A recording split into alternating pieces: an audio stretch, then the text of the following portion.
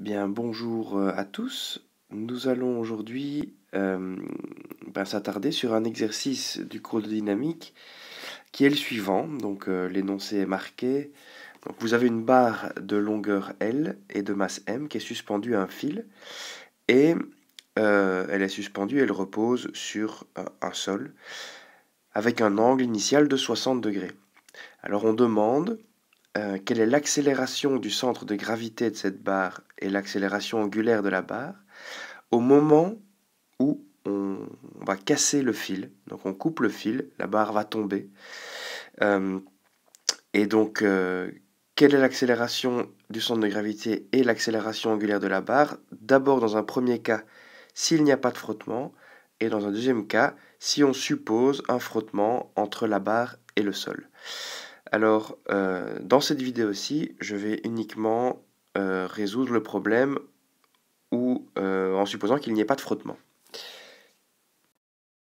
Donc, remarquons tout d'abord que le centre de gravité se trouve évidemment au centre de la barre, le centre de gravité, et donc, puisqu'on coupe le fil, je vais simplement le barrer. Alors, on va commencer l'analyse en se posant la question du nombre de degrés de liberté d'un tel problème. Donc, je vous rappelle que, de manière générale, puisqu'on a un seul objet, un corps rigide qui est dans un mouvement plan, eh bien, il y a d'office au maximum 3 degrés de liberté. C'est-à-dire, donc, 3 degrés de liberté. On peut imaginer ça comme ceci. Il y en a un qui représente la rotation et 2 des translations selon les axes perpendiculaires X et Y, par exemple. Ça fait 3 degrés de liberté. Mais ce corps subit des contraintes. Alors ici, quelle est la contrainte? La contrainte se situe principalement au niveau du pied de la barre, puisqu'au niveau du pied de la barre, le pied est obligé de rester sur le sol. Il va glisser le long du sol dans cette direction. Et donc on a une contrainte, ce qui fait que on se retrouve au total avec 2 degrés de liberté possibles, qui vont donner lieu à deux paramètres cinématiques indépendants. Donc il faut 2 paramètres cinématiques à définir. Paramètres à définir. Et donc la première chose que nous allons faire ici, alors pour bien définir ces 2 paramètres, simplement on va se donner des axes. Donc appelons ce point, appelons le point qui est au pied de la barre le point A, et le point du dessus le point B. Et donc on va imaginer que à l'instant initial, on place un axe X comme ceci, X, Y, voilà, et que on définisse un angle θ qui va être l'angle entre l'axe X et la barre, donc ce qui vaut initialement 60 degrés. Donc j'appelle quand même l'origine de cet axe l'axe O. Et naturellement, cette barre va se mettre à glisser. Donc on imagine qu'à un instant un peu plus tard, elle se trouve comme ceci environ, en formant un angle θ, quoi, avec l'axe X.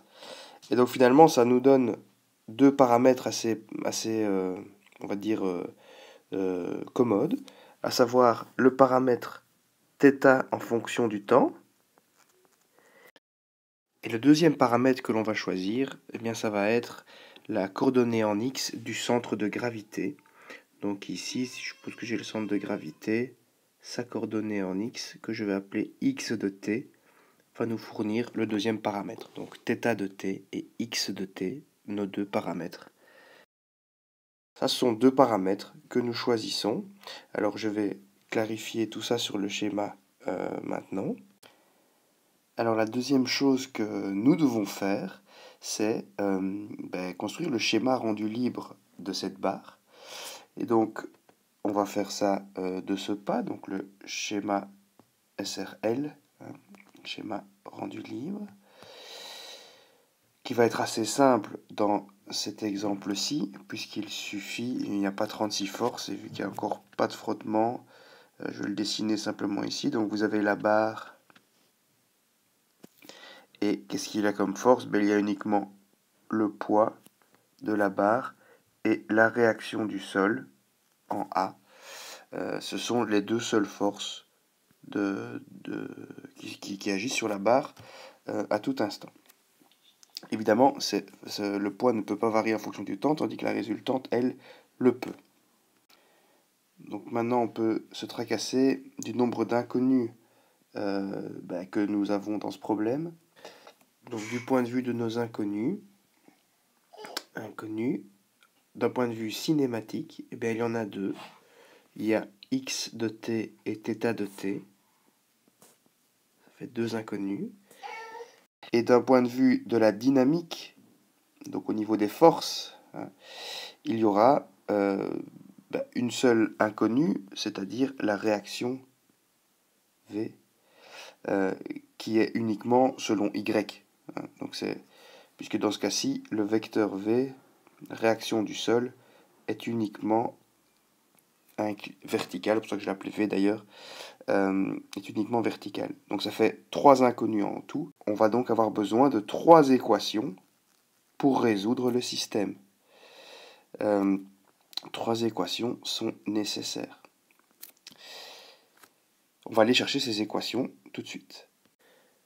Alors, concernant donc ces trois équations qui vont nous permettre de trouver ces trois inconnus, eh bien, il faut utiliser les lois de Newton à ce moment-là. Et donc, dans ce cas-ci, puisque toute la barre est en mouvement, il n'y a pas vraiment de centre instantané de rotation, ni de centre fixe de rotation, malheureusement. Enfin, malheureusement, disons, c'est comme ça. Du coup, on est obligé de s'attaquer à ça avec l'équation la plus générale qui soit, c'est-à-dire, je vous rappelle, donc somme des forces externes qui s'exercent sur l'objet va être égale à la masse de l'objet, donc ici la barre, fois l'accélération de son centre de gravité, donc du point G. Ça, c'est une relation qui est vectorielle, et donc on a deux équations qui vont venir de cette relation, une selon x, une selon y, et une équation qui va venir de la somme des moments de force, donc somme des moments de force qu'on va prendre par rapport au centre de gravité de toutes les forces extérieures,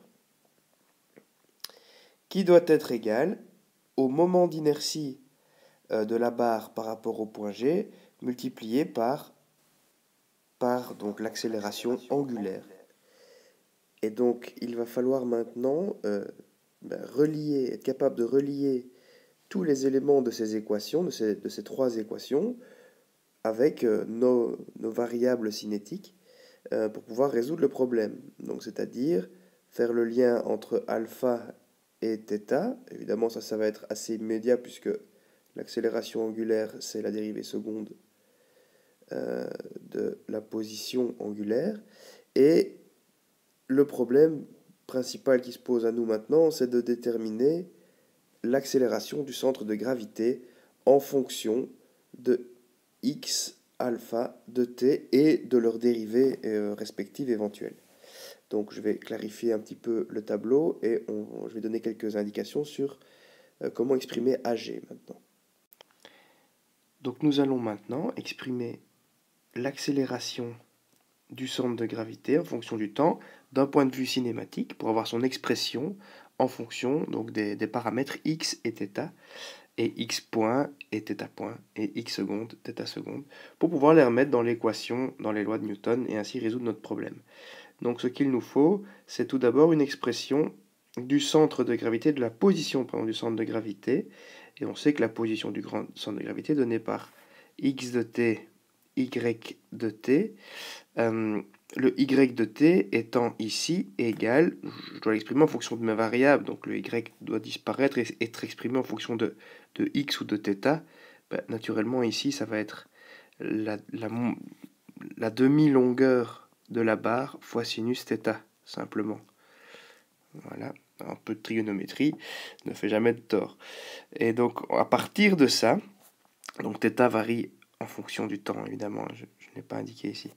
Mais donc à partir de ça, on va pouvoir exprimer R point de t, R point de g, pardon, donc la dérivée. Donc ça, je vais vous laisser faire le calcul. Et puis R seconde de g, hein, je vous laisse faire le calcul. Et puis R seconde de g, sachant que c'est R seconde qui nous intéresse, nous, parce que l'accélération, donc AG selon x, et AG selon y, bah, va être exprimée grâce à ça. Et donc si je fais la dérivée seconde, alors là je vais vous laisser le calculer vous-même. On obtient, bah, c'est assez simple, hein, il suffit de dériver 2 fois selon le temps, c'est pas non plus, ça casse pas non plus 3 pattes à un canard.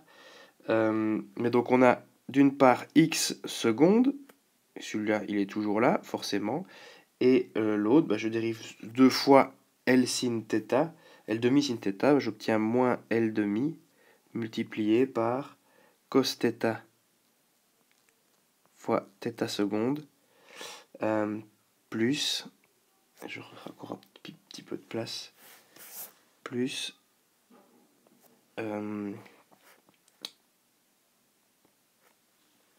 θ point carré fois sinus θ. Voici donc une expression importante parce que c'est ça qui va nous permettre d'aller remplacer AGX et AGY dans les lois de Newton. Donc maintenant le problème globalement est posé, c'est-à-dire qu'on a pu définir toute une série de choses sur notre système et il semble que on va pouvoir s'attaquer à la résolution, on va dire la partie plutôt mathématique du problème. Alors je rappelle juste, donc ici nos 3 équations qui sont ici vont nous permettre de déterminer les 3 inconnus qui sont dans ces équations, ces 3 inconnus étant x secondes, θ seconde et v en fonction du temps. Alors il faut faire attention évidemment que dans l'énoncé, on va prendre pour le temps qui est égal à 0, puisqu'on demande quelles sont les valeurs de l'accélération lorsque la corde est coupée. Et donc, puisqu'on a quand t égale 0, on a par ailleurs, on va pouvoir utiliser le fait que quand on coupe la barre, donc l'angle, quand on coupe la corde, l'angle θ0, lui, il est égal à pi sur 3, et la vitesse angulaire, θ.0, elle est nulle, radians par seconde. Donc ça va faciliter un petit peu les calculs, notamment dans l'accélération selon y, ce terme-ci va disparaître explicitement, ce qui va nous faciliter un petit peu les calculs.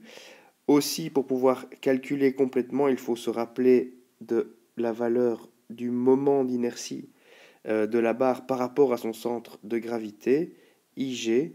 Et donc je vous rappelle IG pour une barre, je ne vais pas faire le calcul ici, mais on va dire que vous le savez, vous pouvez le trouver n'importe comment sur Wikipédia, si jamais, ou bien dans le cours aussi, c'est permis. Donc qui vaut simplement la masse fois la longueur de la barre au carré divisé par 12.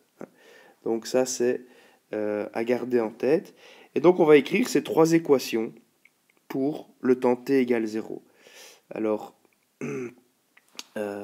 allons-y. Donc tout d'abord, si je me mets selon l'axe x,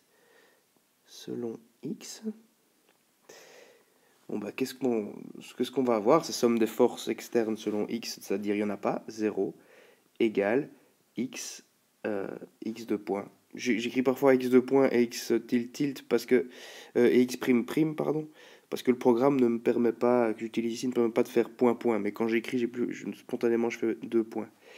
Donc 0 égale x de point, ça veut dire que l'accélération est nulle, et donc la position du centre de gravité xg est une constante, ce qui est relativement intuitif. Alors, si je vais selon Y, donc ça veut juste dire que pour le fait que xg soit constante, le centre de gravité tombe verticalement. Alors, si je me mets selon Y, bah, j'ai moins P plus V qui va être égal à la masse de l'objet fois l'accélération en Y qui valait L demi multiplié par cos θ, alors cos pour 60 degrés dans ce cas-ci, puisque l'angle initial valait 60 degrés, cos de 60 ben, c'est 1 demi fois θ seconde, ceci. Et puis l'équilibre des moments, enfin l'équation plutôt, parce qu'il n'y a pas d'équilibre ici, mais l'équation des moments de force, ben, on obtient, donc ça va faire moins L demi. Donc d'abord, il y a le moment de force du poids qui va s'annuler, puisqu'on le prend par rapport au point G, qui coïncide avec le point d'application du poids. Et il reste le moment dû à la force V, qui se trouve à une distance, donc qui s'applique à une distance L demi, puisqu'il au niveau du point A, donc moins L demi fois V, fois, encore une fois, donc le sinus de 90 moins l'angle, c'est-à-dire cos de l'angle. Donc on a encore un cosinus θ qui vient ici, cos de 60 degrés qui vaut 1 demi. Ceci va être égal à le moment d'inertie, donc ml carré sur 12, multiplié par l'accélération angulaire, donc θ seconde. Alors, ça vous fait finalement un système qui est de deux équations à deux inconnues ici, qui est relativement simple, où on va pouvoir déterminer θ seconde et V. Alors, si vous faites la résolution au complet, donc je vais pas la faire, mais je vais vous mettre juste le résultat, comme ça vous pourrez comparer. Donc on obtient au final que θ seconde, hop là, θ seconde est égal à donc moins 6G fois 1 demi, là c'est un cos θ qui reste, divisé par L sur 3 quarts plus 1, donc c'est-à-dire 7 quarts. Ceci. Et donc ça nous fait moins 18,7. Oh là, j'ai excessivement mal écrit. Moins 18,7. On dirait que c'est un bébé qui a écrit. Radians par seconde au carré. Radians par seconde au carré. Et donc ceci vous permet de finalement répondre à la question demandée, qui est l'accélération donc de G, l'accélération G. Donc vous avez répondu déjà à une première question qui est l'accélération angulaire. Et l'accélération G, du point G, bah, c'est selon x 0 et selon y, il faut remplacer du coup θ seconde par la valeur qu'on vient d'estimer, donc le moins 18,7, et on obtient moins 4,2 mètres par seconde au carré. Et nous arrivons au bout de cet exercice. Donc vous voyez que c'est déjà un exercice, un style d'exercice. Bon, ici on aurait peut-être pu aller un peu plus vite, mais la volonté c'est vraiment de vous montrer toute la démarche de positionnement du problème avant la résolution, qui somme toute, une fois qu'on a tout bien défini, est encore assez simple. Et donc la prochaine vidéo que je vais vous uploader, c'est la deuxième partie de l'exercice. Donc la deuxième partie de l'exercice, je vous rappelle l'exercice de base. Voilà, on revient sur le problème ici. Le problème élémentaire, c'est donc notre barre qui est toujours accrochée au mur, mais cette fois-ci, le point A a un certain coefficient de frottement. Enfin, la barre et le sol frottent l'un contre l'autre, ce qui fait que le point A ne peut pas glisser.